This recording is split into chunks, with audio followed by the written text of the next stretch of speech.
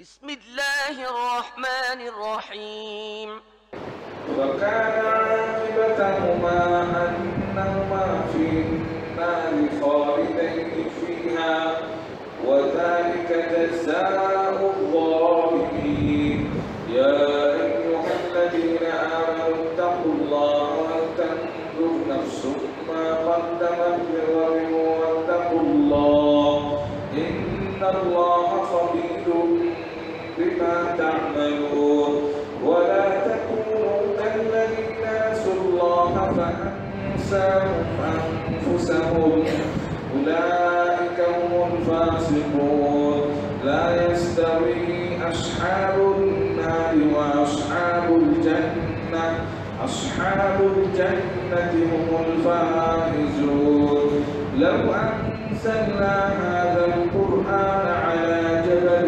لرأيته خاشعا متصدعا من خشية الله وتلك الأمثال نضربها للناس لعلهم يتفكرون والله الذي لا إله إلا هو عالم الغيب والشهادة هو الرحمن الرحيم هو الله الذي لا إله إلا هو الملك القدوس السلام المؤمن المهيمن العزيز الجبار المتكبر سبحان الله عما يشركون والله الخالق البارئ المصور له الأسماء الحسنى يسبح له ما في السماوات والأرض وهو العزيز الحكيم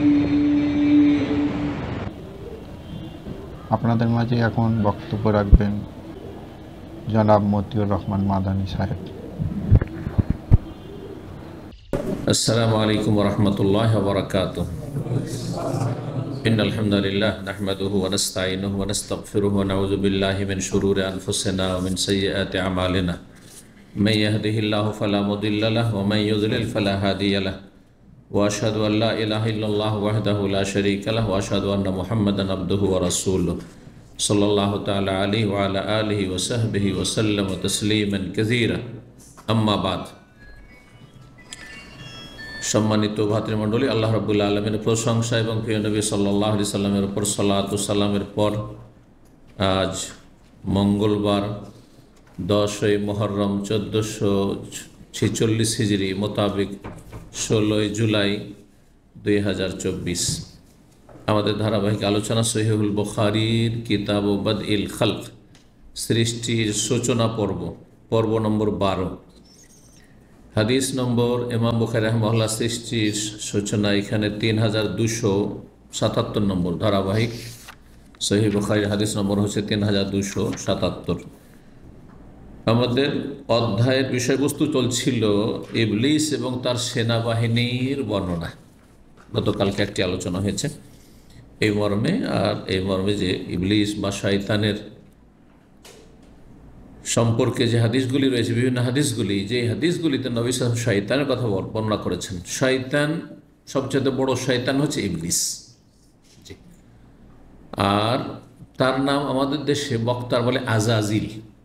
এই নামটি কোনো হাদিস দ্বারা বা কোরআন দ্বারা প্রমাণিত নয়, তবে আহলি কিতাবের যেসব গ্রন্থ রয়েছে বা বাইবেল বা অন্য কিতাব সেগুলিতে থাকতে পারে, তো সেটা আমরা বিশ্বাসও করব না যে এই নাম তার ছিল।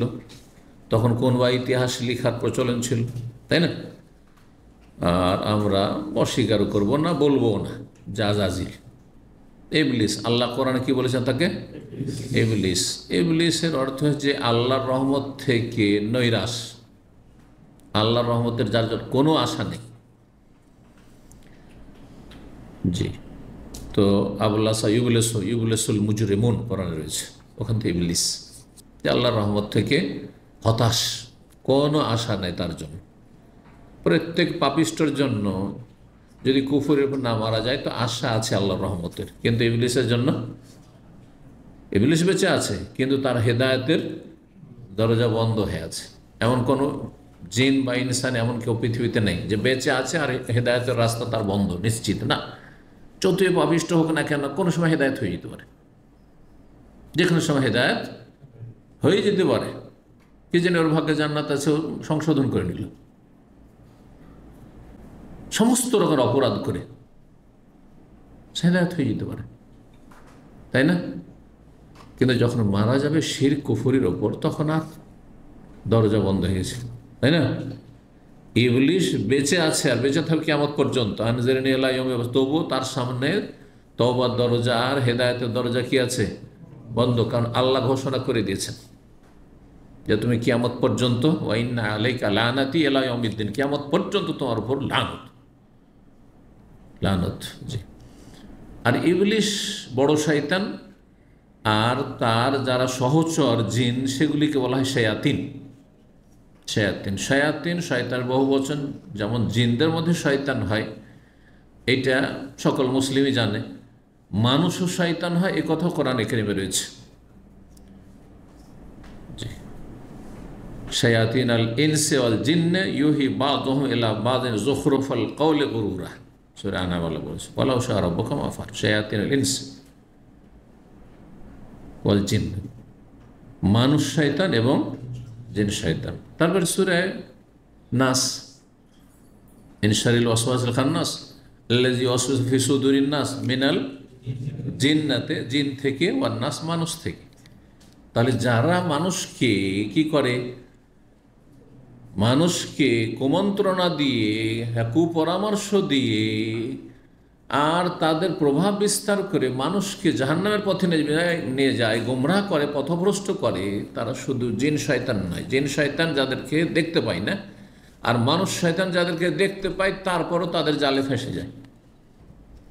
দেখতে পাচ্ছেন যে আমার একটা এই খারাপ অভ্যাস ছিল না, তার মগজ জর্দা খাওয়া অভ্যাস করিয়ে দিল। মানুষ শয়তান এটা, যে শয়তানের আপনি ষড়যন্ত্রের শিকার হয়ে গেলেন, চক্রান্তের শিকার হয়ে গেলেন। এইরকমই ধূমপান, বিড়ির সিগারেট ধরিয়ে দিল, মদ ধরিয়ে দিল, গাঁজা হেরোইন ধরিয়ে দিল, হ্যাঁ, অথবা আপনাকে ব্যভিচারে লিপ্ত করে, নাউজুবিল্লাহ, হ্যাঁ, সমকামিতায় লিপ্ত করে দিল, সমকামিতার রাস্তা দেখিয়ে দিল, নোংরামি রাস্তা দেখিয়ে দিল, হ্যাঁ, নোংরামি বুলু ফিল্মের রাস্তা দেখিয়ে দিল, যে কোনো পাপের রাস্তা দেখিয়ে দিল। মানুষ শয়তান তাদেরকে বলা হয়, যারা নিজেরা পাপী এবং পাপ সম্পর্কে নিজে কখনো ধিক্কার দেয় না, কখনো সংশোধন করার কোনো চিন্তা থাকে না, তাদের কোনো কর্মসূচি নেই যে ভুল হয়ে গেছে, মানে পড়ে গেছি উঠে দাঁড়াবো, এরকম নয়। উঠে দাঁড়াতে চায় না, মানে সংশোধন করতে চায় না।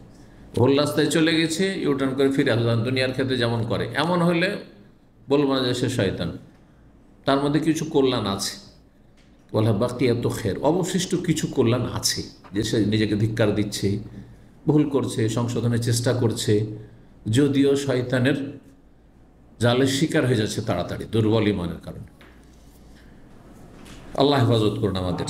তো কথা না বাড়িয়ে এখন যে হাদিসগুলি এই পর্বের বাকি আছে সেগুলি নিয়ে আমরা আলোচনা করি। 3277 নম্বর হাদিস। হাদিস বর্ণনা করছেন সাহাবী আবু হুরায়রা রাদিয়াল্লাহু তাআলা আনহু।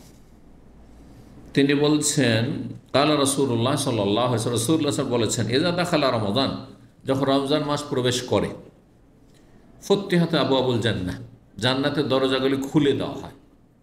ফতিহাত মানে খোলা হয়, আর ফতিহাত ওটার মানে খোলা হয়, কিন্তু তাসদীদ যখন দেওয়া হয়েছে তাতে, তখন তার অর্থে কি এসছে, শক্তি এসে গেছে, ব্যাপকতা এসে গেছে। আরবি গ্রামারের একটা ফর্মুলা আছে যে শব্দ যত বাড়বে বা যত ওজনসই হবে তত অর্থ ওজনসই হবে। ওজনসই তো বুঝছেন, যেমন কাতালা ইয়াকতুল, মানে কাতালা মানে কি করা, খুন করা, হত্যা করা। আর কাত্তালা ইউকাত্তিলু তাকতিলান মানে টুকরো টুকরো করে জবাই করা, টুকরো টুকরো করে কি করা, খুন করা। দেখেন, খুন করা প্লাস টুকরো টুকরো করা, বোঝা গেছে না? তো এখানে কি রয়েছে, ফুতিহাত মানে খোলা হয়, যেই খোলার অর্থে মানে এই দুনিয়ার দরজা নাই, বিশাল দরজা, যে জান্নাতের দরজা, একসাথে কত লোক ঢুকতে পারবে? কয়েকদিন আগে হাদিস গিয়েছে, হ্যাঁ হ্যাঁ, কত 70,000 এক রিওয়ায়াতে রয়েছে, আর এক রিওয়ায়াতে রয়েছে 7 লক্ষ একসাথে ঢুকবে। মানে একসাথে পাশাপাশি, একজন আগে একজন পরে, এরকম নয়, পিছনে পিছনে আগ পিছে, এমন নয়। এখানে 2 জনের জায়গায় 3 জন ঢুকতে পারবেন না একসাথে, একটু পিছিয়ে দেওয়া একজনকে, ফুর্তি হাত খুলে দেওয়া। এই বিশাল জান্নাতের দরজা কি, আল্লাহ আমাদেরকে জান্নাতের ফিরদৌস দান করুন। জান্নাতের দরজা খোলা হয়, বাস্তবে খোলা হয়, এটা হাদিসের বাহ্যিক অর্থ। আর আরেকটি অর্থ, এটাও আমরা বিশ্বাস করি যে জান্নাতের দরজাগুলি খুলে দেওয়া হয়। দরজা খুলে প্রস্তুত হয়ে আছে, আসো জান্নাতে আসতে চাইলে আসো, জান্নাতে হতে চাইলে এখন সুবর্ণ সুযোগ। আর আরেকটি হচ্ছে যে জান্নাতীদের সংখ্যা বেড়ে যায়, ভালো মানুষের সংখ্যা বেড়ে যায়। হ্যাঁ, যারা নেক আমলকারী তাদের সংখ্যা বেড়ে যায়। স্বাভাবিক, দেখতে পাচ্ছেন যে রমজান মাসে কত মুসল্লির সংখ্যা বাড়ছে, ধার্মিকতা বাড়ছে, আর দেখেন ওমরা বাড়ছে, তো দান সাদকা বাড়ছে। যখন নেকি বাড়ছে, গুনাহ কমে আসছে। যখনই, এটা আল্লাহ রাব্বুল আলামিনের এটি নীতিমালা মানব জাতির সৃষ্টির ক্ষেত্রে বা প্রকৃতির ক্ষেত্রে, যে যখনই কোনো মানুষ নেকি বাড়াবে, গুনাহ কমে যাবে অটোমেটিক। আপনার জীবনে গুনাহ হচ্ছে, আপনি নেকিকে বাড়িয়ে দেন। গুনাহ কমাবার আর একটি তরিকা, ঈমান শক্তিশালী করার। শয়তান আমাকে গুনাহ করিয়ে দিচ্ছে, কিছু কিছু ক্ষেত্রে পারছি না হয়তো, কারণ শয়তানের সাথে আমার মোকাবেলা হচ্ছে, কিন্তু সেখানে টিকতে পারছে না অনেক সময়। আপনি অন্যদিকে নেকি বাড়িয়ে দেন, ভুল হয়ে যাচ্ছে, সাথে সাথে তওবা ইস্তেগফার করুন, বেশি বেশি তওবা ইস্তেগফার, উঠতে বসতে চলতে ফিরতে। আমার কিছু গুনাহ হচ্ছে, আমি কোরআন তেলাওয়াত প্রতিদিন সকাল সন্ধ্যা কোরআন তেলাওয়াতের আমি রুটিন বাড়িয়ে দিই, দান সাদকা বাড়িয়ে দিই। এইভাবে যখন দেখবেন যে কিছু কিছু গুনাহ হচ্ছে, আপনি নেকির পরিমাণ যখন বৃদ্ধি করে দেবেন, ধীরে ধীরে ধীরে আপনার অনুশীলন, এটা মানে তরবিয়ত, ট্রেনিং হচ্ছে। ওই ট্রেনিংয়ে গিয়ে আপনি, আপনার মধ্যে একটা কী আসবে, অগ্রগতি আসবে, প্রোগ্রেস আসবে। এটা হচ্ছে মানুষের স্বভাব, এইভাবে আল্লাহ সৃষ্টি করছে মানুষকে। এটা খুব সহজ উপায়। যে আমার গুনাহ হচ্ছে, এর সাথে অনেক বেশি নেকি বাড়িয়ে দেবো, তখন আমার পেছনে শয়তান অত পড়তে আসবে না। কারণ সবাই কোন জায়গায় মেহনত করে, যেখানে ফসল বেশি হবে। যেই জমিতে 5 মণ বিঘা ধান পাবো না, আর একটা জমি চাষ করলে আমি 20 মণ পাবো, কেন বা 5 মণের জন্য একই খাটনি করব? এটা সবাই বুঝে, এটা কমন সেন্স। বুঝেন না? বুঝেন না? জি ঠিক, আল্লাহ তৌফিক দান করুন। ইন্নাল হাসানাতু ইউযহিবুনা সাইয়্যাত, আল্লাহ কোরআনে এখানে বলেছেন, নিশ্চয় নেকিগুলি গুনাহগুলিকে মুছে ফেলে দেয়, দূর করে দেয়। জান্নাতের দরজাগুলি খুলে দেওয়া হয়, মানে জান্নাতি লোকের সংখ্যা বেড়ে যায়, আর যত সংখ্যা বাড়বে তত দরজা প্রশস্ত লাগবে। তবে আগেরটাকে আমরা অস্বীকার করব না, সেই অর্থের সাথে এটা বললে ঠিক আছে, কিন্তু বোঝেন না বাহ্যিক অর্থ নেয়, রূপক অর্থে না, এটা চলবে না। কোরআন হাদিসের ক্ষেত্রে আমরা রূপক অর্থে যাব না, মাজাজে যাব না। যখন হাকিকত, হাকিকত মানে আসল অর্থ, আর মাজাজ মানে হচ্ছে রূপক অর্থ। অগল্যকাত আবাব জাহান্নাম, জাহান্নামের দরজা বন্ধ করে দেয়, বাস্তবে বন্ধ করে দেয় জান্নাতের দরজা, এটা অর্থ, জাহিরি অর্থ যেটা, বাহ্যিক অর্থ। আর একটি অর্থ হচ্ছে যে জাহান্নামের সংখ্যায় নেই, যখন সংখ্যা নেই তো দরজা খোলার প্রয়োজন আছে। ইসলাম সেন্টার কোনো লোকই আসে না, তাহলে এই দরজা খোলার প্রয়োজন আছে, বা মেন গেট খোলার প্রয়োজন আছে? লোকজনই কেউ আসে না। অফিসে কর্মচারী সব ঢুকলাম, তারপরে বন্ধ করে দিলাম, কেউ আসা যাতায়াত করে না, কিন্তু সবসময় লোক আসতে আছে, যার ফলে আমাদের দরজা খুলে রাখতে হচ্ছে। জাহান্নামের দরজা বন্ধ করে দেওয়া হয়। ওয়াসুলসিলাতি শায়াতিন, শয়তানগুলিকে, শয়তানের বহু বচন শায়াতিন, শয়তানগুলিকে কি করা হয়?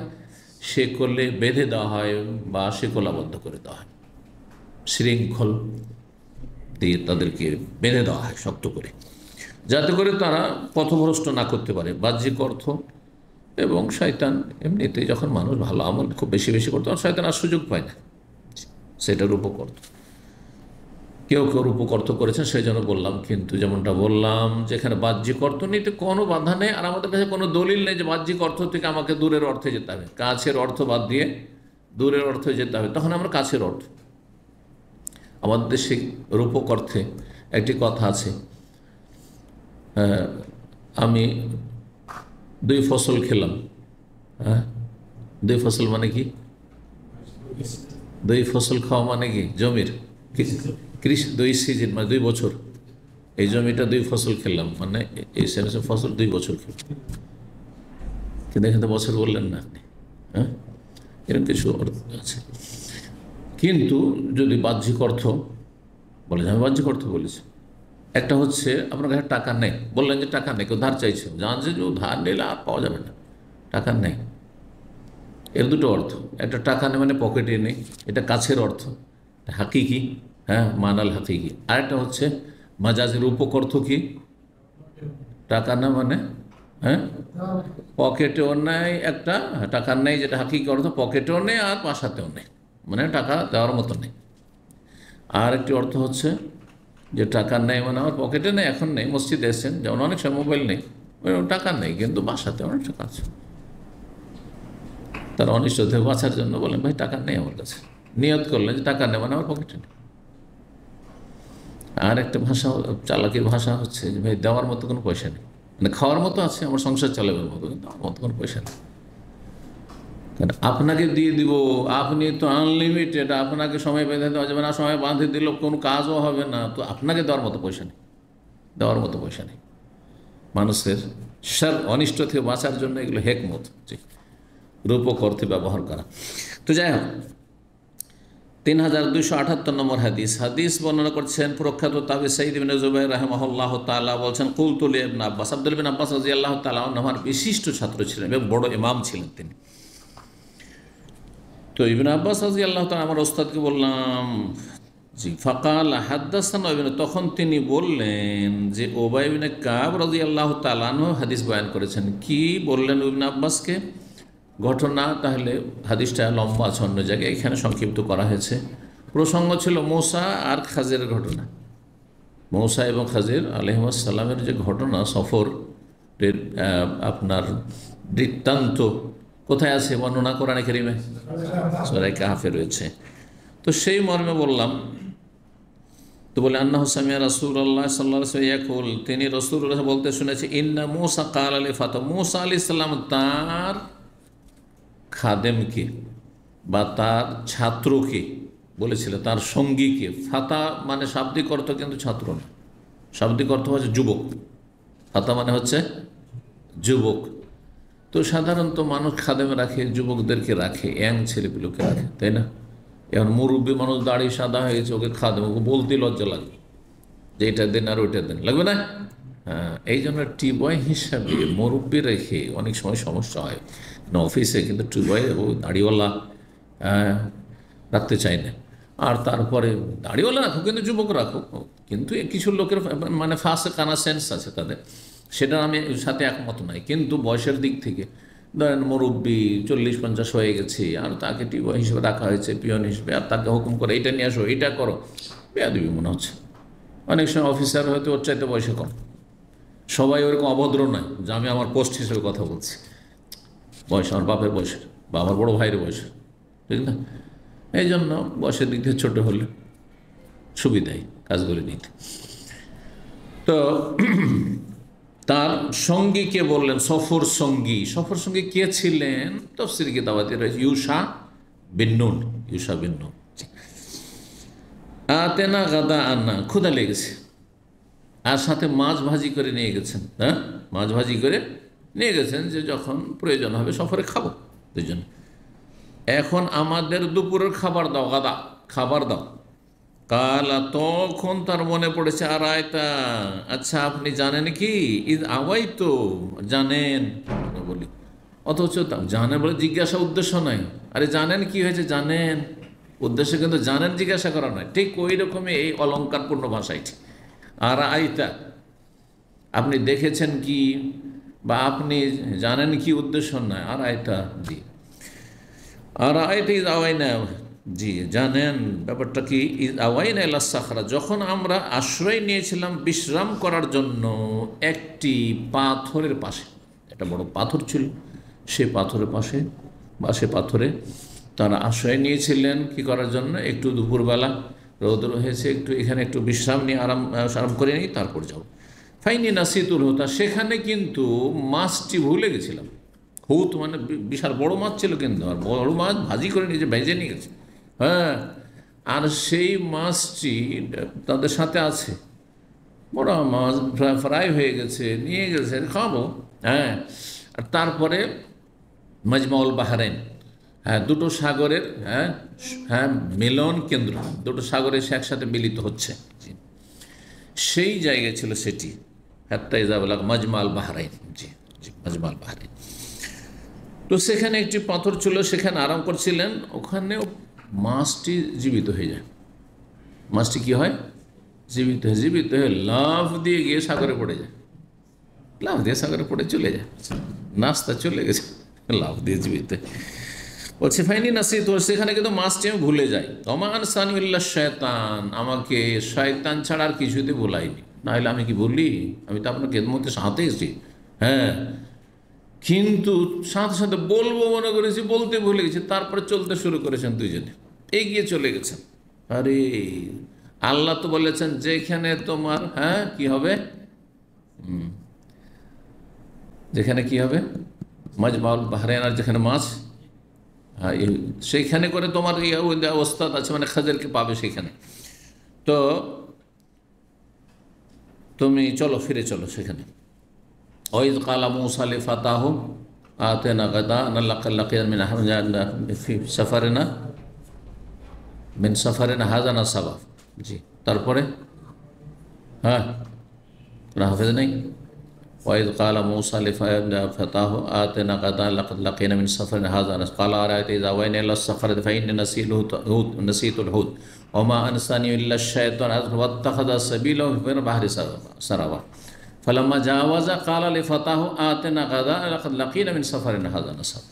যখন সেখান থেকে চলে গেছে, ক্বালা আরাআইতা ইযা ওয়াইনা ইলা সাফারাতি ফাইন্নী নাসীতুহু ওয়া মা আনসানিহু ইল্লা আশ-শায়তানু ওয়াত্তাখাযা সাবিলাহু বাহরি। আজাব, এটা আজাব পরে আছে, কিন্তু ক্বালা যালিকা মা কুন্না নাবগি ফারতাদ্দা আলা আসারিহিম কাসাস। এই জায়গায় তো আমি তলাশ করছি, এই জায়গার কথা তো আল্লাহ বলেছেন, চলো সেখানে ফিরে চলো। বলছেন যে এত দূর, অনেক দূর তারা সফর করে এসছেন, সকাল থেকে কোনো ক্লান্তি হয়নি, কিন্তু যেখানে মাছ হারিয়ে আসল গন্তব্যস্থান যেখানে আল্লাহ যেতে হবে, সেখান থেকে যেমনই কিছুটা এগিয়ে গেছেন, প্রচণ্ড ক্লান্ত হয়ে গেছেন মুসা আলাইহিস সালাম। তার মানে তুমি উল্টো দিকে ভুল জায়গায় যাচ্ছ, এই জন্য তুমি ক্লান্ত, আল্লাহ ক্লান্ত করে দিচ্ছ। তো ওই কথাটি বলছেন যে ওয়ালাম ইয়াদ মূসা নাসাব হাত্তা জাওয়াজাল মাকান আল্লাযী আমার আল্লাহ বিহি। মূসা আলাইহিস সালাম ক্লান্তি বোধ করেননি। অজাদা, অজাদা মানে এখানে অনুভব করা, পাওয়া নয়। অজাদা মানে পাওয়া হয়, আর অজাদা মানে অনুভব করা হয়। মূসা আলাইহিস সালাম আর নাসাব মানে হচ্ছে কষ্ট, ক্লেশ বা ক্লান্তি। ক্লান্তি অনুভব করেননি অতক্ষণ পর্যন্ত, যতক্ষণ পর্যন্ত সেই জায়গাটি অতিক্রম না করেছেন। আল্লাযী আমার আল্লাহ, যেই জায়গার জন্য আল্লাহ নির্দেশ দিয়েছিলেন যে সেখানে যাবে, দুটো সাগর একজন মিলিত হচ্ছে, সেখানে করেই তুমি তোমার ওস্তাদকে পাবে, গেলে দেখতে পাবে। ফিরে আসছেন, দেখছি যে একজন মানুষ মুসাজ্জাবে সবিন, কাপড়ে গোটা শরীর ঢেকে শুয়ে আছে। তো মানুষকে দেখে তখন কি করেছেন, সালাম দিয়েছেন। তখন তিনি মুখের উপর চাদরটা সরিয়ে বলছে ওয়ালাইকুম আসসালাম ওয়া রাহমাতুল্লাহি ওয়া বারাকাতুহু ওয়া আন্নাবি আরযিকা সালাম। দেখে আমার কোথা থেকে কে সালাম দিল, এখানে তো কোনো মুসলিম নেই যে সালামের অভিবাদন জানবে। এখন যেখানে একজন মুসলিম বাস করে না, সেখানে যদি আপনি সালাম পান বা সালামের জবাব পান, তাহলে তো আশ্চর্য হয়ে যাবেন আপনি, তাই না?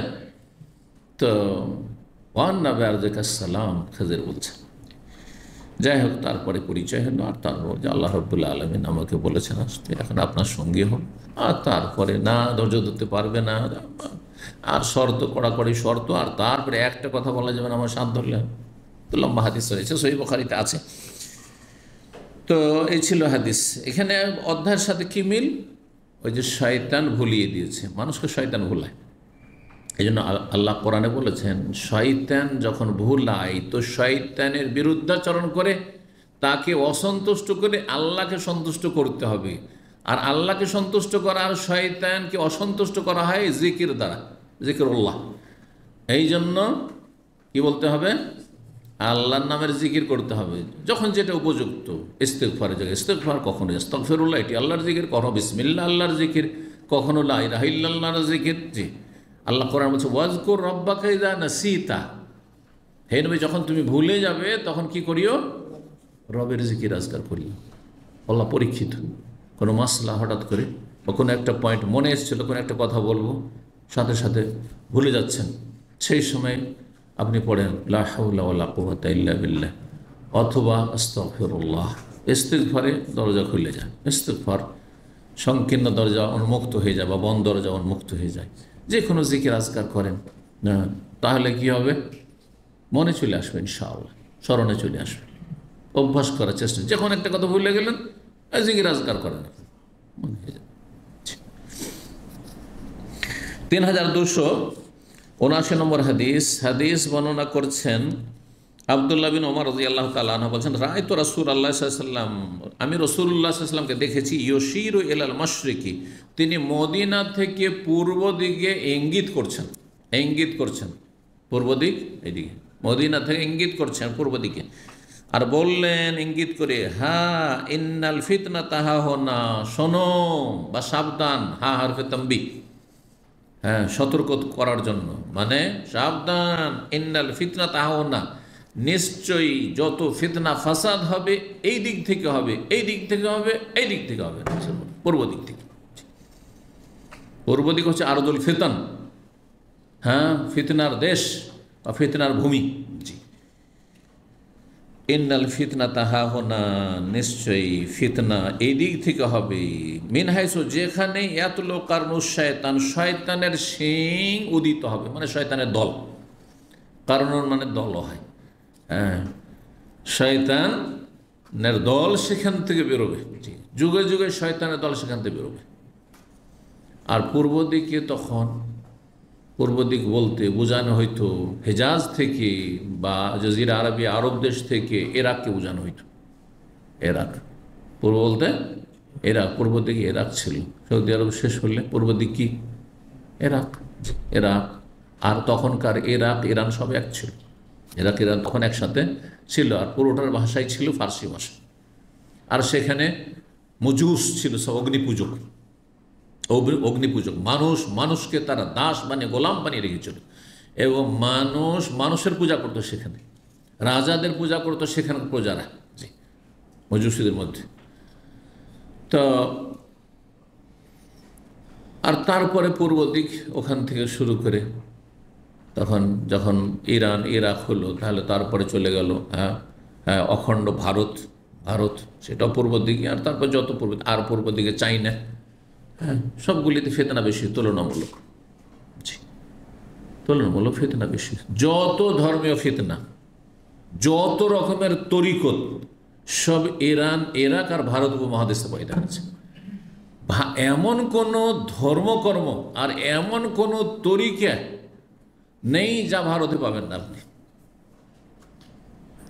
যত ধর্ম রয়েছে পৃথিবীর মাঝে সব পাবেন ওখানে, যত রকমের থিওরি রয়েছে পাবেন আপনি।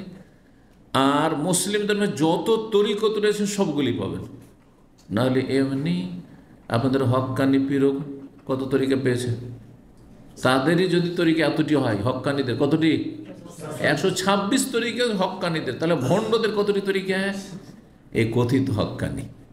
ইসলাম একটি, কিন্তু 126 তরিকা চরমনাইদের কাছে। আর তার মধ্যে শর্টকাট হচ্ছে তাদেরটা, কোনটা? চিস্তিয়া, সাবেরিয়া অথবা চরমনাই, এইটা চরমনাই সিলসিলা। কাজী ওজানিতে কি বলছে? কাজী ওজানি গেল ভারতে, দিয়ে রশিদ আহমদ গঙ্গোহীর কাছ থেকে তরবিয়ত নিয়ে আসলো, এই সিলসিলা। কথা বুঝতে পেরেছেন? আর সেখানে রয়েছে আল্লাহর আন্দাজ নেই, কুম্বেজনি, আমার হুকুমে মৃত জীবিত হও, এরকম কুফরি কথা রয়েছে। সামদেশ আল্লাহ ধ্বংস করতে যাচ্ছে, আর গায়ের জোরে পীর গিয়ে ধরে নিল, আর জমিকে উল্টে দিয়ে দিল না, আল্লাহ অপরাধ হয়ে গেল। সমস্ত কুফরি মজুদ রয়েছে এই হক্কানি তরিকতে। এই হক্কানি তরিকাতে সমস্ত শির কুফর মজুদ রয়েছে। তাহলে বাকিগুলোর অবস্থা কী বলে? তাহলে আটরসির অবস্থা কি, আর ভান্ডারের অবস্থা কি, আর আপনার দেওয়ানবাগির অবস্থা কি, আর বাকিগুলোর অবস্থা কি? আল্লাহ মুস্তাআন, আল্লাহ হেফাজত করে সুফি ইজমের কুফর থেকে আর শিরক থেকে। তো ফিতনা এক ধর্মীয় ফিতনা, সবচেয়ে বড় ফিতনা। তার পার্থিব ফিতনায় যত বিশৃঙ্খলা, অশান্তি 1400 বছরের ইতিহাসে পূর্ব দিকে আর ইরাকেও হয়েছে, ইরাক ইরানে হয়েছে, পৃথিবীতে কত হয়? ইরাকের আরেকটি ফিতনা হচ্ছে ধর্মীয় ফিতনা, রাফেজি ফিতনা। তারা পৃথিবীর মধ্যে সবচাইতে বড় দুশ্মন হচ্ছে সাহাবায়ে কেরামদের। সাহাবায়ে কেরামদের শত্রু ইহুদি খ্রিস্টান নয়। সাহাবায়ে কেরাম শত্রু কারা?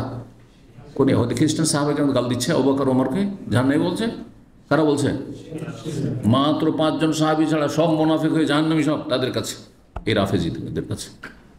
তাদের বাসস্থান কোথায়? পূর্ব দিকে। বুঝতে গেছেন? পার্থিব দুনিয়াবী দিক থেকে, পার্থিব দিক থেকে ফিতনা ফাসাদ।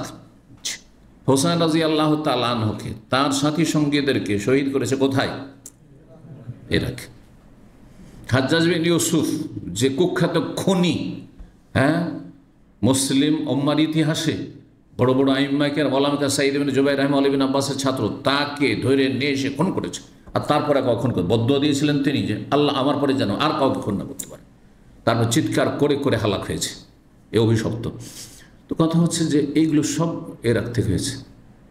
হালাকুখার তাতারিদের যে ধ্বংসলীলা, যে গোটা বাগদাদকে কীভাবে ধ্বংস করেছিল, মানুষের লাশে স্তূপ পাহাড় তৈরি হয়ে গেছিল। আর তারপরে সেই আপনার সেখানকার ফোরাত নদী রক্তে লাল হয়ে গেছিল, আউযুবিল্লাহ। আর তারপরে যে বাগদাদের বিশাল ইসলামী সংস্কৃতি লাইব্রেরি সবগুলিকে সেই ফোরাত নদীতে ভাসিয়ে দেওয়া হয়েছে। আর কত রকম যে ফিতনা ফাসাদ যুগে যুগে হয়েছে এই ইরাকে। তো এই জন্য নবী সাল্লাল্লাহু আলাইহি ওয়াসাল্লাম সতর্ক করেছেন এই ইরাকের ফিতনা থেকে। এই সাদ্দামের ফিতনা কি কম ফিতনা করলো? সাদ্দামের ফিতনাতে পশ্চিমারা সুযোগ পেল, আর তারপরে ঢোকার নিরুপায় মুসলিম জাতি, তারপরে ঢোকার পরে সাদ্দামকে মেরে রাফেজি শিয়ারা আনন্দ উল্লাস করল। দুশ্মনকে যখন সুযোগ দিল হতভাগা, আর তারপরে সেই সুন্নি দেশটি শিয়া রাফেজি দেশে পরিণত হইল। জানেন না যখন শিয়া দেশ? তাহলে কোথায় আছেন? ফিতনা এগুলো, দুনিয়ার ফিতনা, দিনের ফিতনা, সবগুলি ফিতনা, সবগুলি ফিতনা এই পূর্ব দিক থেকে। জি, আল্লাহ হেফাজত করুন। 3280 নম্বর হাদিস বর্ণনা করছেন জাবের রাদিয়াল্লাহু তাআলা আনহু, বলছেন নবী সাল্লাল্লাহু আলাইহি ওয়াসাল্লাম বলেছেন ইজাস্তাজনাহা আও কানা জুনহুল লাইল। বর্ণনাকারী সন্দেহ ইজাস্তাজনাহাল লাইলু বলেছেন, অথবা বলেছেন ইজা কানা জুনহুল লাইল। জুনহুন বা ইস্তাজনাহা মানে অন্ধকার ছেয়ে যাওয়া। যখন রাতের অন্ধকার ছেয়ে যায়, সন্ধ্যাবেলা ধীরে ধীরে এখন কি আছে? অন্ধকারে আছে, মানে সূর্য ডুবছে। সূর্য ডুবছে মানে আলো শেষ হতে যাচ্ছে, আলোর সমাপ্তি, আর অন্ধকার মনে হচ্ছে ধেয়ে আসছে। পূর্ব দিক থেকে দেখবেন, ভালো করে খেয়াল করে, মনে হচ্ছে অন্ধকার তাড়া করে আসছে, আর আলোতে আমরা পালাচ্ছি। প্লেনেও যখন গেছি, আমি অনেকবার এই সময় সূর্য ডোবার সময় সফর করেছি, পূর্ব দিক থেকে পশ্চিম দিকে মনে হচ্ছে আমরা পালাচ্ছি, আর তারাও ধেয়ে আসছে। আর যেমন কেউ কাউকে তাড়লে, যেমন তাড়া করলে, আর তারপরে এই নিচে কিন্তু অন্ধকার হয়ে গেছে, সূর্য ডুবে, তারপরে আমরা এখনও আলোতে আছি, সূর্য দেখতে পাচ্ছি, আর তারপরে এত তাড়া করে আসলো এই রাতের অন্ধকার যে আমাদেরকেও কি করলো? ছেয়ে গেল, অন্ধকার হয়ে গেল, অন্ধকার হয়ে গেল। তো যখন রাতের অন্ধকার ঘনিয়ে আসে ফাকুফু সিবিয়ান, সেই সময় তোমাদের কচি কাচাদের ছেলে মেয়েদেরকে, নাবালক ছেলে মেয়েদেরকে থামিয়ে রাখো বাড়ির ভিতরে। বাড়ির বাইরে যেতে দিও না, পার্কে নিয়ে যেও না সন্ধ্যাবেলা, সূর্য ডুবতে যাচ্ছে। অনেকেই মূর্খামি করছেন হাদিস না জানার কারণে, অথবা গাফিল থাকার কারণে। হয়তো শুনেছেন কিন্তু ভুলে যাচ্ছেন, বেখেয়াল বেরিয়ে চলে যাচ্ছেন। সূর্য ডুবতে 10 মিনিট বাকি, বা সূর্য ডুবছে ঠিক ওই সময় বাচ্চাদেরকে নিয়ে বেরিয়ে গেলেন আপনি সমুদ্র বিচে, এখানে যেহেতু সমুদ্রের পাশে আছে এই জন্য উদাহরণটি দিচ্ছি, অথবা কোনো পার্কে বেরিয়ে গেলেন, অথবা কোনো আত্মীয়র বাসায় রাস্তাঘাট আপনি বেরিয়ে গেলেন, হেঁটে অথবা গাড়িতেই। এই সময়টা বের করবেন না বাচ্চাদেরকে, এই সময় বাড়িতে বেরোবেন না। গ্রাম অঞ্চলে বাড়ির ভিতরে রাখেন, বাড়ির ভিতরের উঠানে অথবা ঘরে রাখেন। বাড়ির বাইরে যে উঠানগুলো রয়েছে বা রাস্তায় খেলাধুলা বাচ্চারা করছে, সূর্য ডুবার আগ থেকে খেলাধুলা করছে, সূর্য ডুবে গেল, ছোটো কচি কাছে বাচ্চা, না, এটা ক্ষতি করবে। শয়তান কখন যে কোন ছেলে বা মেয়েটি তাকে পছন্দ লেগে যাবে, অথবা কিছু হবে, অথবা তার সাথে শত্রুতা হবে, কোনো কিছুতে আঘাত লাগবে, তখন তাকে অ্যাটাক করবে। শারীরিকভাবে মানসিকভাবে তাকে ক্ষতি করে ফেলবে। আপনি পেরেশান হয়ে যাবেন, তখন শয়তানের অনিষ্ট থেকে বাঁচার জন্য পেরেশান হয়ে যাবেন। এমন কাজ করবেন না। ফাইন্না শায়াতিনা, কেন? ফাইন্না শায়াতিনা তানতাশিরুনা, সেই সময় শয়তানগুলি ছড়িয়ে পড়ে, চারিদিকে বিক্ষিপ্ত ছড়িয়ে পড়ে। যেমন কোনো সেনাবাহিনী কোনো জায়গায় ছড়িয়ে পড়ে, আমাদের পুলিশ সেনাবাহিনী দেখলে ভয় লাগে, লাগে না? তাদের এই ইউনিফর্ম দেখলেই একটা যেন আতঙ্ক ভয় কাজ করে, কারণ তাদের কাছ থেকে যে কল্যাণ আর নিরাপত্তার আশা, তার চাইতে নিরাপত্তাহীনতার আশঙ্কায় মানুষ ভোগে। সেই জন্য যদি এমনটা না হইতো, ঘুষ না থাকতো, দুর্নীতি না থাকতো, জুলুম অত্যাচার অবিচার না থাকতো, নির্দোষীকে যখন তখন উঠিয়ে নিয়ে চলে গেল, না হলে খামাখায় জিজ্ঞাসাবাদ শুরু করে এগুলো না থাকতো, তাহলে এই ভয়গুলি কাজ করতো না, ঠিক না? দেখেন সৌদি আরবে আলহামদুলিল্লাহ, হ্যাঁ, কোনো পুলিশ দেখলে ভয় লাগে নাকি? কেন ভয় লাগে না এখানে? কারণ সাধারণত আলহামদুলিল্লাহ, আল্লাহ হেফাজত করুন, যে এখানে যে কোনো জায়গায় কোনো একটা ভয় থাকে, পুলিশ আসলে না আর কেউ ঝামেলা করতে পারবে না, তাই না? কিন্তু না, যা পুলিশ দেখলে কি যে চেয়ে বসে, ঘুষ চেয়ে বসে, নাকি যে হয়রানির শিকার হইতে হয় এর কাছে। আল্লাহ হেফাজত করুন এবং এই শ্রেণীর লোকদেরকে আল্লাহ হেদায়েত করুন, জি, যারা মানুষের নিরাপত্তার জায়গায় নিরাপত্তাহীনতার কারণ হয়ে থাকে।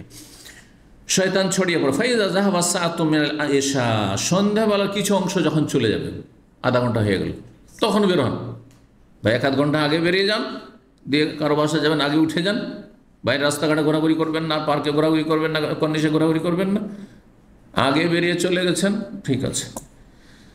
অথবা পরে যান। ফাখাল্লুহুম, যখন সন্ধ্যাবেলার এশা, মানে মাগরিবের পর থেকে এশা বলা হয়, এই জন্য মাগরিবকে এশায়ে উলা বলা হয়েছে। সন্ধ্যাবেলার মানে মাগরিবের পরে, সূর্য ডুবার পরে কিছু সময় যখন চলে যাবে, তখন তাদেরকে ছেড়ে দাও। অন্ধকার যখন পুরো ছেয়ে গেছে, তখন ছেড়ে দাও। তখন শয়তান আপন শয়তানের অনিষ্টটা কমে এসছে। ওদের এখন ছাড়তে পারে, রাস্তাঘাটে খেলার জন্য বা বাড়ির বাইরে খেলাধুলার জন্য কোথাও ছাড়তে পারে। ও আগলেক বাবা কার, যখন রাত্রে আপনি বাড়িতে ঢুকবেন, তখন দরজা বন্ধ করে দেন। এই জন্য দরজা বন্ধ করে ঘুমানো, এইটি হচ্ছে সুন্নাহ, এটি হচ্ছে নিরাপদ। দরজা বন্ধ রাখবেন। মেন গেট শুধু নয়, আপনার যে আরো যে রুমগুলো আছে সেগুলিকে বন্ধ রাখা। বাথরুম, আজকাল অ্যাটাচ বাথরুম, আজকাল বালা মুসিবত কেন, শয়তানের উপদ্রব কেন? অ্যাটাচ বাথরুম খুব ভালো জিনিস নয়। জিকির আজকার করছেন না, বাথরুমে ঢুকছেন, বেরোচ্ছেন, জিকির আজকার করছেন না। আর রুমের সাথে লেগে আছে বাথরুম। আর বাথরুম হচ্ছে, হাদিসে রয়েছে যে এটা হচ্ছে ইন্না হাযিহিল হুশুস মুহতাযিরাতুন, এই যে বাথরুম টয়লেটগুলি রয়েছে, পেশাব পায়খানার জায়গা, এই জায়গাগুলিতে শয়তান হাজির থাকে।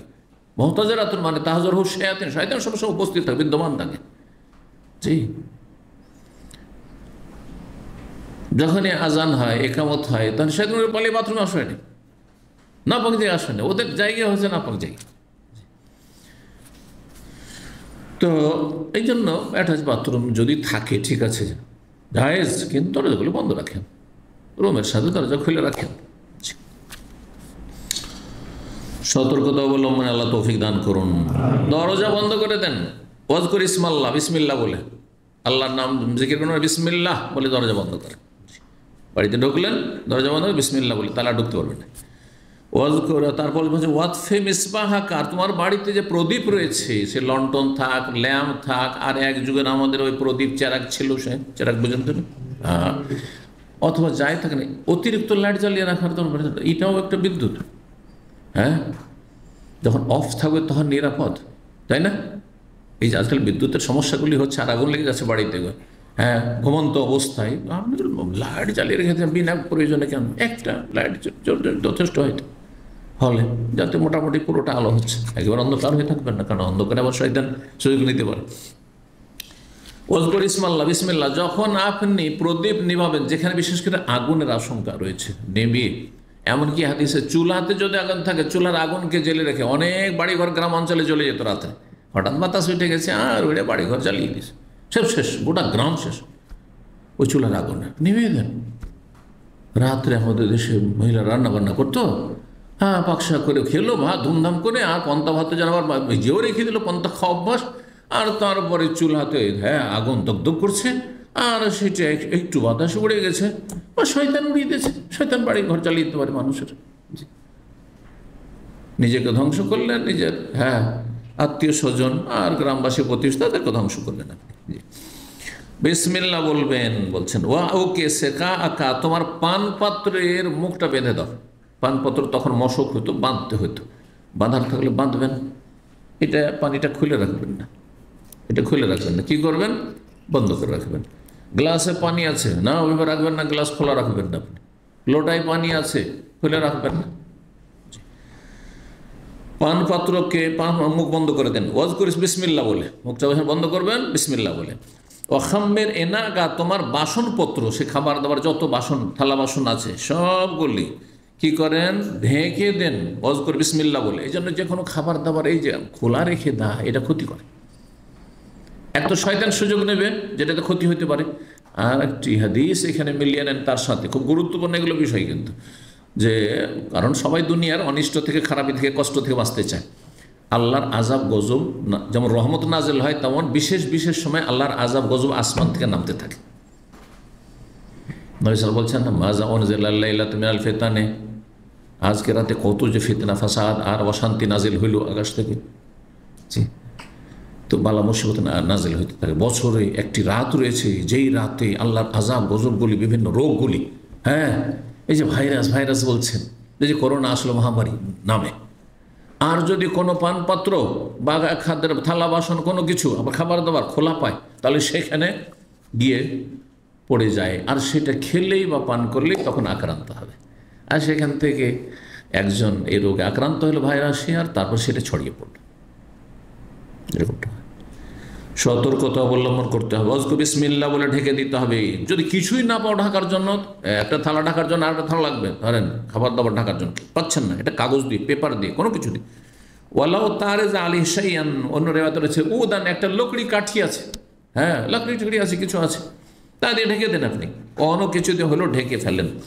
3281 নম্বর হাদিস বর্ণনা করছেন আলী ইবনে হোসেন রাদিয়াল্লাহু তাআলা আনহা, সাফিয়া বিনতু হুয়াই রাদিয়াল্লাহু তাআলা আনহা থেকে। কে তিনি? নবী সাল্লাল্লাহু আলাইহি ওয়াসাল্লামের সহধর্মিণী। জি, ইহুদি বংশের ছিলেন, খাইবার। কালাত, তিনি বলছেন, কানা রাসূল মুতাকিফা, রাসূলুল্লাহ ইতিকাফ অবস্থায় ছিলেন। ফাআতাইতু আযুরু লাইলান, তাকে একবার দেখতে বা তার সাথে দেখা করতে আমি রাতে আসলাম। তাহলে ইতিকাফ অবস্থায় আপনার স্ত্রী, আপনার ছেলেরা, আপনার মেয়েরা, আপনার মা, আপনার বোন যদি মনে করে যে দেখা করে আসি, 10টা দিন থাকবে, তো 2-3 দিন পর পর বা ডেলি একবার করে দেখা করে জায়েজ, বা সাধারণ কথা বলবেন যেটা, আর বেশি দুনিয়াদারি কথা না, কিন্তু প্রয়োজনে দুনিয়াদারি কাপড় ধরেন, মহিলা যে কোনো কাপড় দেবেন সাফ করতে বলতে পারেন। কি কালকের জন্য কি খাবার দাবার তৈরি করবো বা কি পাঠাবো সেটাও বলতে পারেন। সেগুলো তো দুনিয়ারই কথা, মানে দুনিয়ার কথা বলা যায় আমার কথা নাই, কিন্তু দুনিয়ার উপকারী কথা বলা যাবে। গল্প করেছেন, বলছেন ফাহাদ্দাস তো, তার সাথে আমি গল্প করলাম। সুম্মা কুম তো, তারপরে সেখান থেকে দাঁড়িয়ে পড়লাম ফেরার জন্য, বাড়ি ফিরবো, কিন্তু বাড়ি একটু দূরে ছিল আর মাঝখানে একটু ফাঁকা জায়গায়। ফান কালাব তো, আমি সেখান থেকে ফিরলাম। ফাকামা মাই, তখন নবী সাল্লাল্লাহু আমার সাথে দাঁড়িয়ে পড়লেন এগিয়ে দেওয়ার জন্য। তাহলে বোঝা হলো মেহমানকে যদি স্ত্রীকে এগিয়ে দেওয়া নবী সাল্লাল্লাহু সুন্নত হয়, তাহলে মেহমান অতিথিকে বাড়ির গেটের বাইরে এগিয়ে দেওয়া, অথবা নিচে গিয়ে যদি আরও বিশিষ্ট মেহমান হয় তো গাড়িতে গিয়ে এগিয়ে দিয়ে আসা, আর সেখান থেকে রিসিভ করে নিয়ে আসা, এগুলি ভালো কাজ, এগুলো উত্তম চরিত্রের অন্তর্ভুক্ত। কেন আপনার বাড়িতে একজন মেহমান এলো আর বসেই আচ্ছা যাচ্ছি, বাস, আজকাল আছে ভদ্র ভাষা আবার, আচ্ছা আসি, এটা নেক ফাল, কিন্তু এটাকে ফাল বলা হয়। আসি কেন বলে শুনেছেন কোনো দিন? আমি কিন্তু শুনিয়েছি। জি, কারণ যাচ্ছি কথাটি যেন এতে একটা কুলক্ষণ দেখা যাচ্ছে, ভালো লাগে না শুনতে। যাচ্ছি মানে আর দেখা হবে না, হয়তো গেলাম, না। আচ্ছা আসি মানে এই যে গেলাম, এখানে উজ্জ্ব আছে, গেলাম কিন্তু আবার আসবো, অনেক বলে আবার আসবো, কিন্তু এত কথা না বললে আচ্ছা আসি, রহস্য এখানে। আসি মানে আবার আসবো, যাচ্ছি ঠিকই কিন্তু চিরতরে যাচ্ছি না। তোমাকে আল্লাহ সুস্থ রাখো, আমাকে সুস্থ রাখো, আর আমারও মন মেজাজ ঠিক রাখো, তোমারও মন মেজাজ ঠিক রাখো, সম্পর্কটা ঠিক রাখো, যাতে আসার সুযোগ থেকে আবার আসবো, এটা হচ্ছে উদ্দেশ্য। তো যাই হোক, মানুষকে আপনি মজলিস থেকে গেট থেকে বিদায় করে দিলেন, অথবা গেটেও গেলেন না, মজলিসে বসে বসে সালাম আলাইকুম, বুঝবে? বিশেষ করে যারা জ্ঞানী মানুষ, আর আপনার যদি সম্মানিত ব্যক্তি হয়, আপনার বাপ, আপনার চাচা, আপনার বড় সে মুরব্বী, আপনার ওস্তাদ, আর আপনি এমনি বন্ধু নয়, বন্ধু হইল কি একটু গেটে গিয়ে আসলেন, জি সালাম আলাইকুম, ওখানে কমপক্ষে যে যেমন। তো যাই হোক, কিন্তু জানেন যে ছেলে মেয়েরা আছে, ছোট আছে, অসুবিধা নেই, নয় যে জরুরি এমন কিছু নয় এটা। তো বলছেন যে তিনিও দাঁড়িয়ে গেলেন লে আকলে বানি, আমাকে ফিরিয়ে দেওয়ার জন্য, মানে কিছু দূর পৌঁছিয়ে দেওয়ার জন্য। চলো রাত্রে তুমি যাচ্ছ, যদিও চাঁদি রাত ছিল। তো এগিয়ে গেল। ওয়াকানা মাসকান ফি দারে ওসামা বিন যায়েদ, তার বাসা ছিল মাসকান, সাকান থেকে, আজকাল সাকান বলছে অ্যাকোমোডেশনকে, মাসকান আর সাকান একই অর্থে। তার বাসা ছিল মানে সাফিয়া রাদিয়াল্লাহু তাআলা আনহার একটু দূরে, মা আয়েশা রাদিয়াল্লাহু তাআলা আনহার বাসা একবারে কাছে এখানে, কিন্তু লাইন ধরে যে 9 জন বিবির বাসা, ছোট ছোট বাসা, একটা রুম, আর তার সাথে একটু যে আমাদের দেশে গ্রামাঞ্চলে একটু আঙ্গিনা ভিতরে থাকে উঠান, ওইটুকু গেল। আল্লাহু আকবার। তো একটু দূরে ছিল, সেখানে কি ওসামা বিন যায়েদ রাদিয়াল্লাহু তাআলা আনহার বাসভবন মানে বাড়ি ছিল। তো ওসামা বিন যায়েদের বাড়ির কাছাকাছি ছিল সাফিয়া রাদিয়াল্লাহর বাড়ি। তো সেই যুগে হাদিস বর্ণনাকারী বলছেন ওসামা বিন যায়েদ, কারণ সবাই জানে যে ওসামা বিন যায়েদের বাড়ি কোথায়, সেই জন্য পরিচয় দেওয়ার জন্য। এখন ওসামা বিন যায়েদের বাড়িও জানবেন না, আর সাফিয়ার বাসাও কোথায় ছিল তাও জানবেন না। তবে এতটুকু জেনে রাখা ভালো, আমি অনেক সময় বলি, কারণ এগুলো কথা হয়তো অনেকে বলতে পারবেন না, যে নবী সাল্লাল্লাহু বিবিগণের বাসাগুলি লাইন হয়ে যায়, মা আয়েশার বাসার পেছন দিকে লাইন ধরে যে মহিলা সেকশনটি, আপনি যখন মসজিদ নবীতে ঢুকছেন 19 নম্বর থেকে 21 নম্বর গেট দিয়ে, কিং ফাহাদ গেট যেটা, সেই দিয়ে ঢুকে সামনে আসছেন, তো ডান দিকে তো সব পুরুষের এরিয়া, তাই না? কিন্তু বাম দিকে কিন্তু মহিলার এরিয়া, তাই না? ওই যে খোলা জায়গাগুলো দুটো আছে না, দেখেন বাম সাইডে মহিলার এরিয়া না, তো ওই যে মহিলাদের এরিয়া একবারে সোজা চলে আসছে কদ্দূর পর্যন্ত, নবী সাল্লাল্লাহু আলাইহি সাল্লামের কবর বা আবু বকর ওমর যে রাদিয়াল্লাহু আনহু তাদের কবর, সেখান পর্যন্ত, মা আয়েশার হুজরা পর্যন্ত, মা আয়েশার হুজরা, তারপরে অন্যদের, তারপরে অন্যদের, এই করতে করতে করতে এই 9 জনের হুজরা ছিল। হুজরা মানে কক্ষ, রুম, ছোট ছোট। তো পৌঁছাইতে গেলেন ওসামা বিন যায়েদের বাসভবনের কাছাকাছি ছিল। ফামাররা রাজুলান মিনাল, সেই সময় রাতে 2 জন আনসারি ব্যক্তি যাচ্ছিল রাস্তা দিয়ে। ফালাম্মা রাআয়ান নবী, যখন তারা 2 জন নবী সাল্লাল্লাহু আলাইহি দেখেছে যে তিনি তার সহধর্মিনীর সাথে আছেন, কিন্তু তারা হয়তো অন্ধকারে বুঝতে পারে না যে কে, যে কার সাথে আছেন। একে তো পর্দা করে আছেন, তারপরে কি বা বুঝবেন যে কার সাথে, কোন স্ত্রীর সাথে আছেন না কার সাথে আছেন। আসরা, তখন 2 জন নবী সাল্লাল্লাহু আলাইহি দেখে তারা দ্রুত চলতে শুরু করেছেন। স্বাভাবিক, বড় মানুষের সাথে ফ্যামিলি দেখলে মানুষ কি করে, একটু দূরে হয়ে যায়, টান দেয় যে আমি আগে চলে যাই, না পিছিয়ে যাই, এদিক সেদিক হয়ে যায়। তো দেখেই তারা দ্রুত চলতে লেগেছে, যাতে কাছাকাছি না হয়, মুখোমুখি না হয়ে যায়, একটু লজ্জা পেয়ে যাব বা তিনি পেয়ে যাবেন। ফাকালান নবী সাল্লাল্লাহু আলাইহি ওয়াসাল্লাম, তখন আলা রিসলিকুমা, তোমরা 2 জন থামো, তাড়াহুড়া করিও না, দৌড় দিও না, থামো থামো। ইন্না সাফিয়াতু বিনতু হুয়াই, এ হচ্ছে আমার সাথে হুয়াইর কন্যা, হুয়াইর মেয়ে সাফিয়া আমার স্ত্রী। কিন্তু কেন? কারণ শয়তান সুযোগ নিতে পারে, শয়তান সুযোগ নিতে পারে। অনেকে রাত 12টা, 1টা, 2টোর সময় একজন মহিলাকে নিয়ে রিক্সায় যাচ্ছে। এখন যার সে যে সবসময় নেগেটিভ চিন্তা করে, ওভাবে এই কোনো মনে হয় অবৈধ কোনো মহিলাকে এত রাতে কেন, কিন্তু এই কথা কোনোদিন সুধারণা রাখলো না যে হতে পারে সে কোনো বিপদে আছে, এমন বিপদ আছে হাসপাতাল নিয়ে যেতে হবে, সেজন্য রাস্তায় এরকম দাঁড়িয়ে আছে, অথবা এরকম অন্ধকারে এখানে একজন মহিলা নিয়ে একজন পুরুষ দাঁড়িয়েছে, এটা চিন্তা করতে পারেন না কেন? তবে যার রিপোর্ট আগে থেকেই খারাপ, নোংরা চরিত্রের, সবাই জানে মহল্লার বা এলাকার, সেটা ভিন্ন বিষয়। কিন্তু স্বাভাবিক যার সম্পর্কে কোনো ব্যাড রিপোর্ট নাই, শুধু একটু কেউ কিছু কথা বললো, অথবা হ্যাঁ উনি মহিলার সাথে কথা বলছেন, আর এই শেখ মানুষ মহিলার সাথে, কেন শেখ মানুষ মহিলার সাথে কথা বলতে পারে না? ওদের সাথে বেশি প্রয়োজন মাসাইলের জন্য, কিন্তু আপনি সেখানে নেগেটিভ কোনো চিন্তা করছেন। আপনি, আপনার কাছে কোনো রিপোর্ট আছে যে তার চরিত্র খারাপ?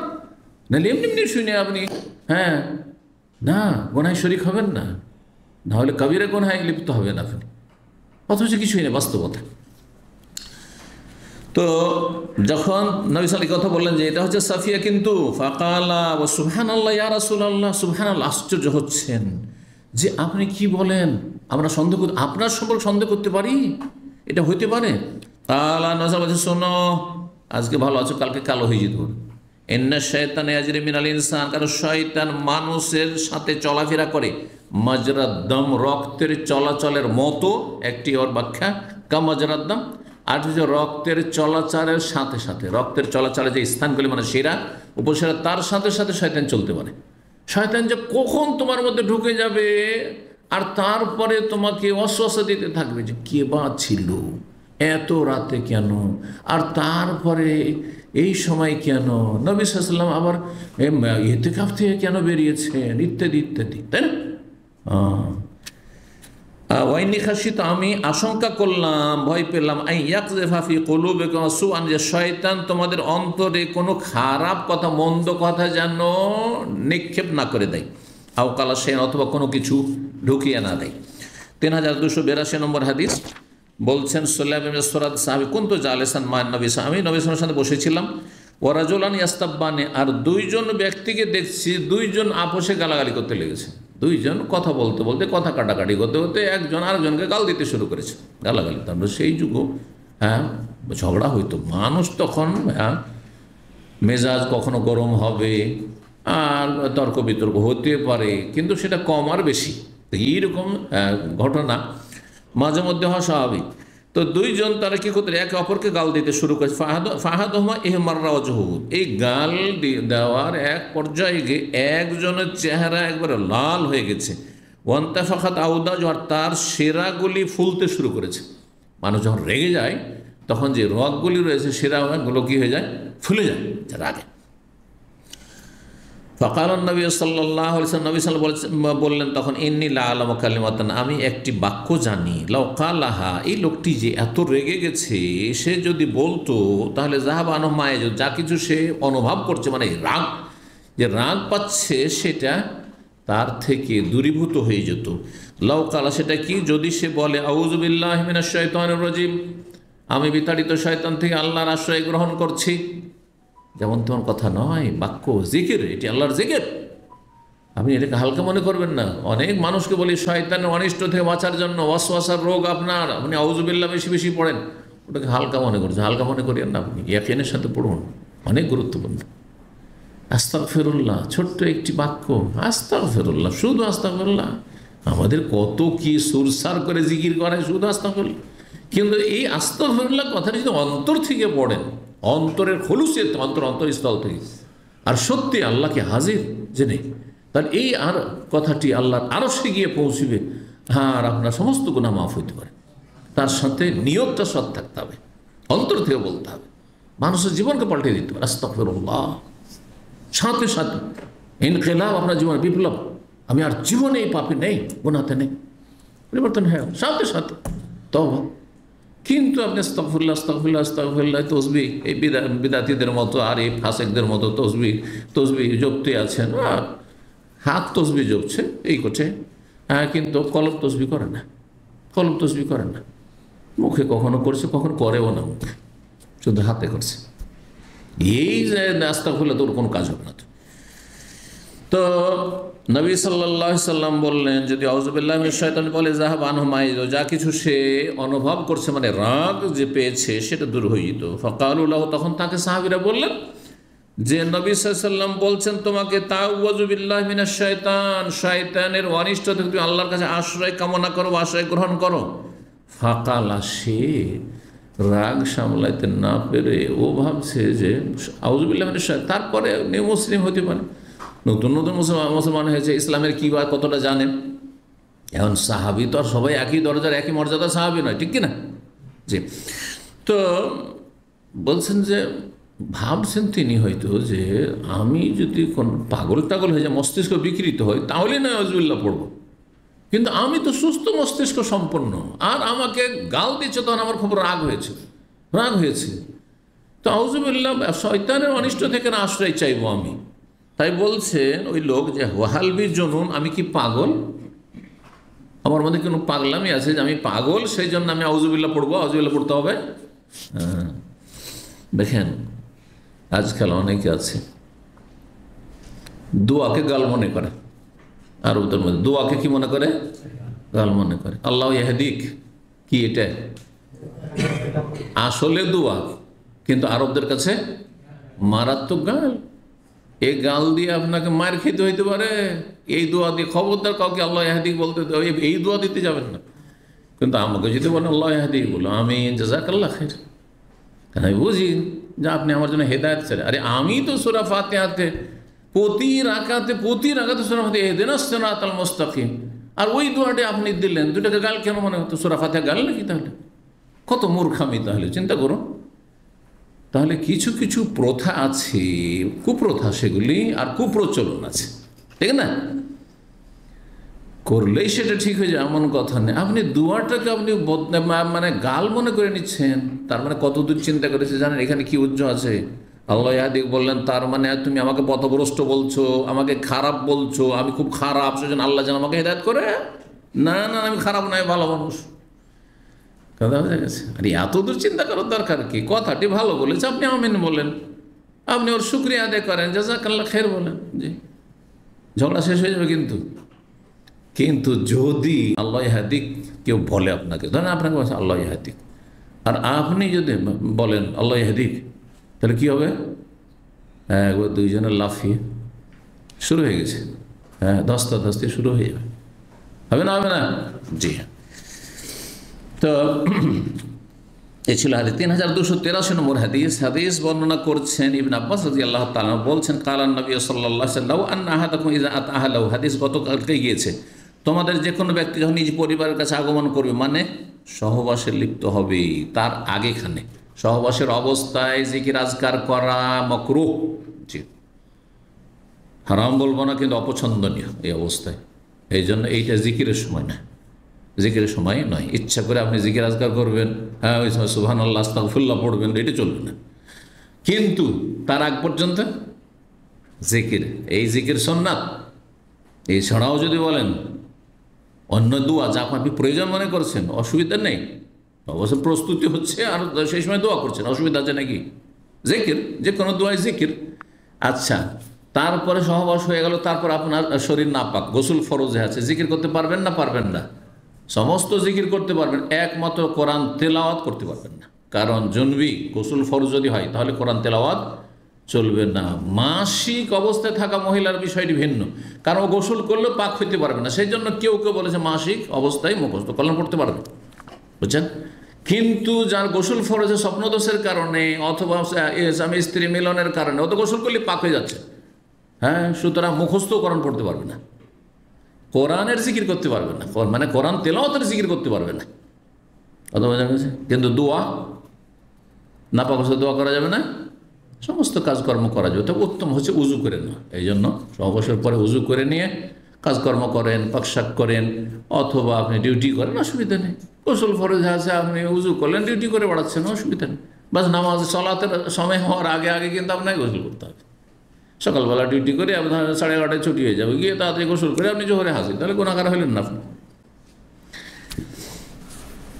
তো এই দোয়া যদি পড়ে, আল্লাহ জান্নেবনি শয়তান, জান্নেবনা শয়তান বহু বচন দিয়ে আছে, আর জান্নেবনি শয়তান, আল্লাহ আমাকে শয়তান থেকে দূরে রাখো, ও জান্নেবি শয়তান, শয়তানকে দূরে রাখো, মা রাযাকতানি, আমাকে যে দেবে তুমি রেজেক, মানে আমার সন্তান সন্ততি, সেইটা থেকেও শয়তানকে দূরে রাখো, মানে কোনো ক্ষতি যাতে না করতে পারে।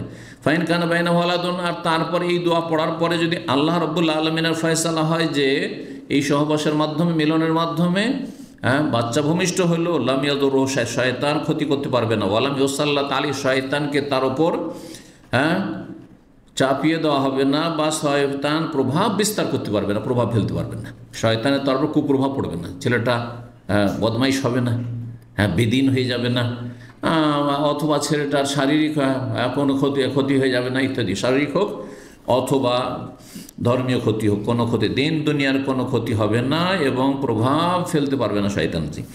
3284 নম্বর হাদিস। হাদিস বর্ণনা করছেন আবু হুরায়রা রাদিয়াল্লাহু তাআলা, তিনি বলছেন নবী সাল্লাল্লাহু আলাইহি ওয়াসাল্লাম থেকে বর্ণনা করে, আন্নাহু সাল্লাল্লাহু সালাতান, নবী সাল্লাল্লাহু আলাইহি ওয়াসাল্লামের আমল, তিনি একবার সালাত আদায় করলেন, কোনো এক নামাজ পড়ছিলেন, আর তা নামাজ শেষ করার পরে বললেন, ইন্না শয়তান আরাদা লি, শয়তান এখনই আমার সামনে এসে গেছিল। আরাজা মানে পেশ হওয়া, মানে আমার সামনে চলে এসেছিল। ফাসাদ্দা আলাইয়া ইয়াক্তাউস সালাত, তারপরে আমার সালাত নষ্ট করার জন্য বহু চেষ্টা করলো, সাদ্দা আলী মানে আমার উপর আক্রমণ করতে যাচ্ছে, ডিস্টার্ব করছে, কি করার জন্য? একটা সলাৎকে ভঙ্গ করে দেওয়ার জন্য, নষ্ট করার জন্য। কাতা একটা মানে কাটা, সলাৎকে কেটে দেওয়া মানে সলাৎ ভঙ্গ করা, নষ্ট করার জন্য। ফাআমকানানিল্লাহু মিনহু, আল্লাহ আমাকে তার ওপর কি বিজয়ী করলেন বা শক্তিশালী করলেন, তার উপর শক্তিশালী করলেন। নবী সাল্লাল্লাহু আলাইহি ওয়াসাল্লাম সেটিকে ধরে নিয়েছিলেন।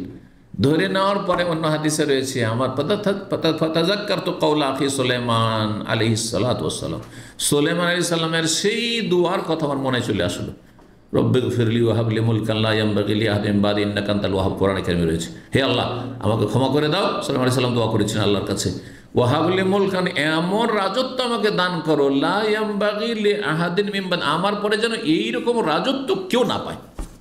আর তার রাজত্বের একটি দিক ছিল কি? জিনদের ওপর রাজত্ব।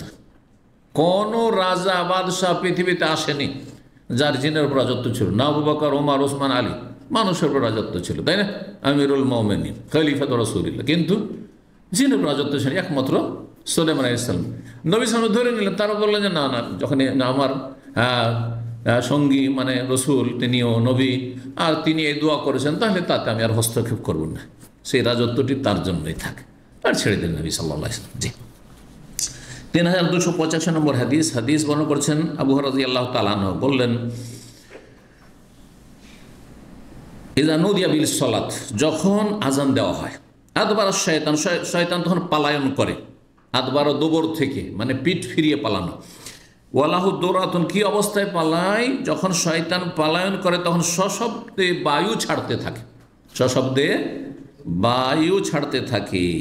দৌরাত মানে উচ্চ স্বরে বায়ু ছাড়া।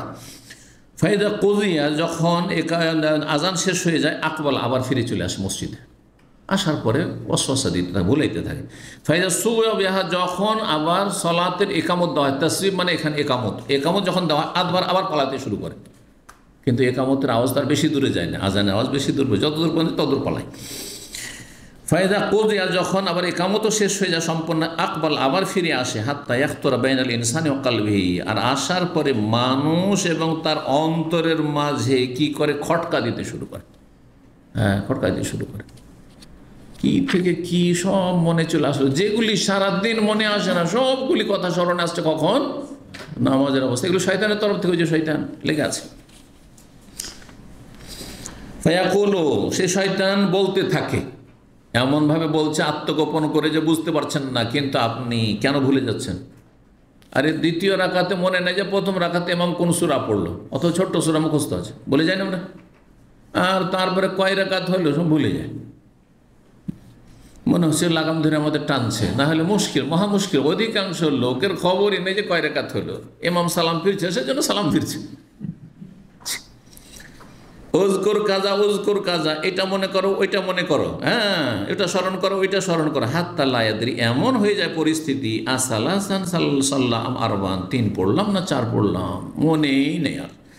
ফাইজা লাম ইয়াদরি, যখন বুঝতে পারছে না, টের পাচ্ছে না, 3 পড়লো না 4 পড়লো, এখন সন্দেহ হয়ে গেল, কি করবেন? শয়তানের তরফ থেকে সাজদাতাই সহর 2টি সেজদা করেন, 2টি সেজদা করে নেন, শয়তান এতে লাঞ্ছিত হবে, তারগীমুল লিশ-শায়তান হাদিসে রয়েছে, আর ঘাটতি পূরণ হবে। সহসিজদার উদ্দেশ্য হচ্ছে 2টি, একটি হচ্ছে কি? শয়তানকে লাঞ্ছিত করা, আর ঘাটতি পূরণ করা।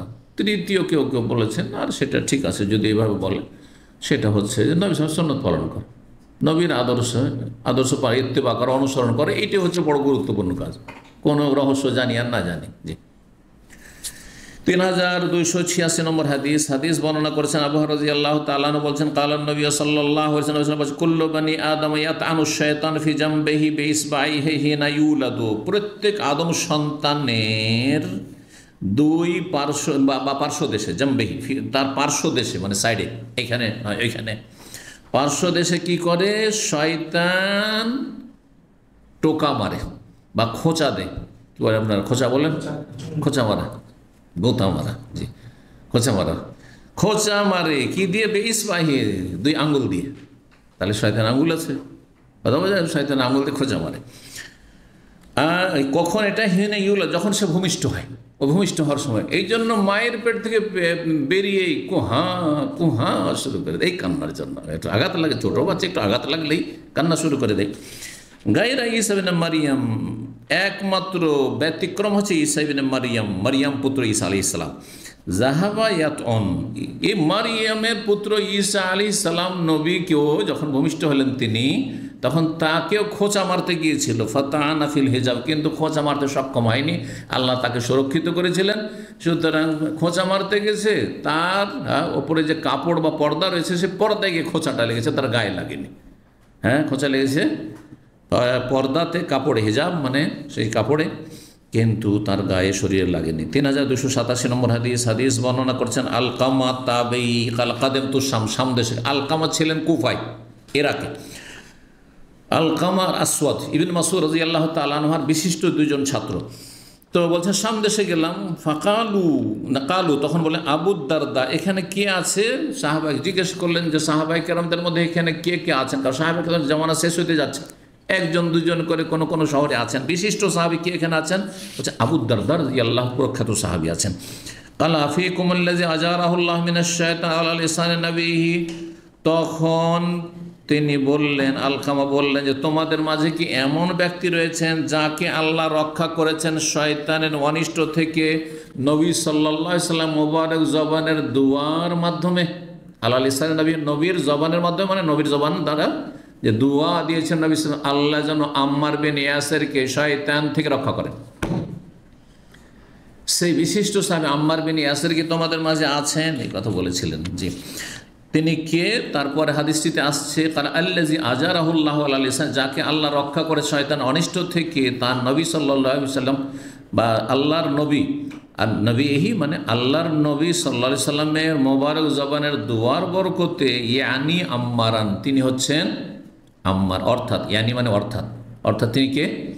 আম্মার বিন ইয়াসির রাদিয়াল্লাহু তাআলা। তার মা হচ্ছেন সুমাইয়া রাদিয়াল্লাহু, প্রথম শহীদ। তার বাবা হচ্ছেন ইয়াসির, প্রথম শহীদ পুরুষদের মধ্যে মক্কায়। মজলুম ছিলেন তারা, দুর্বল ছিলেন।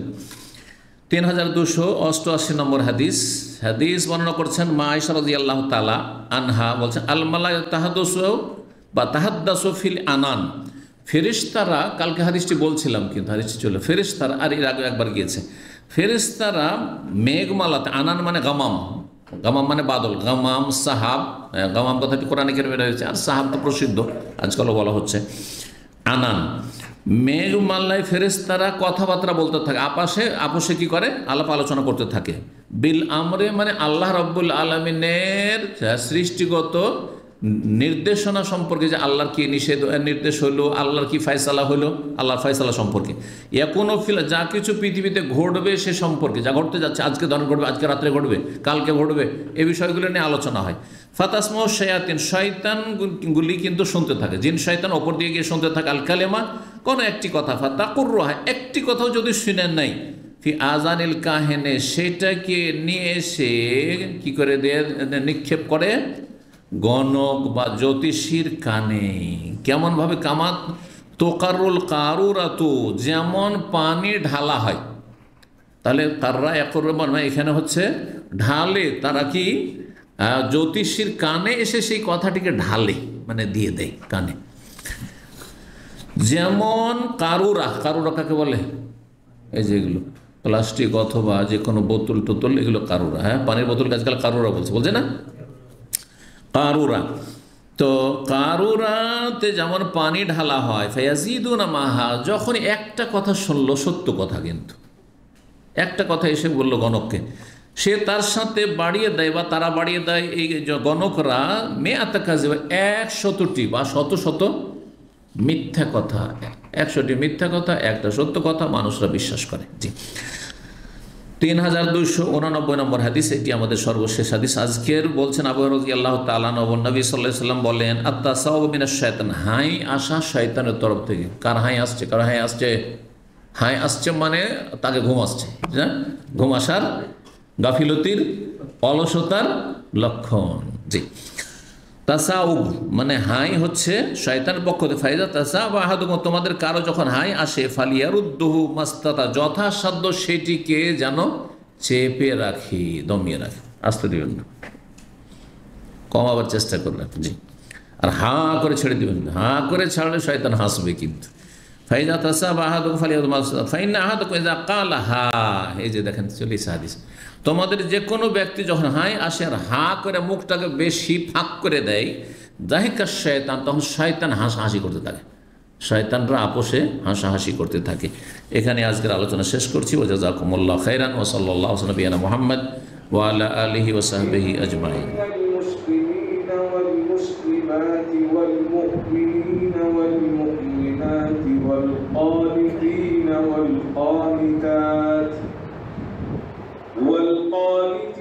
والقانتات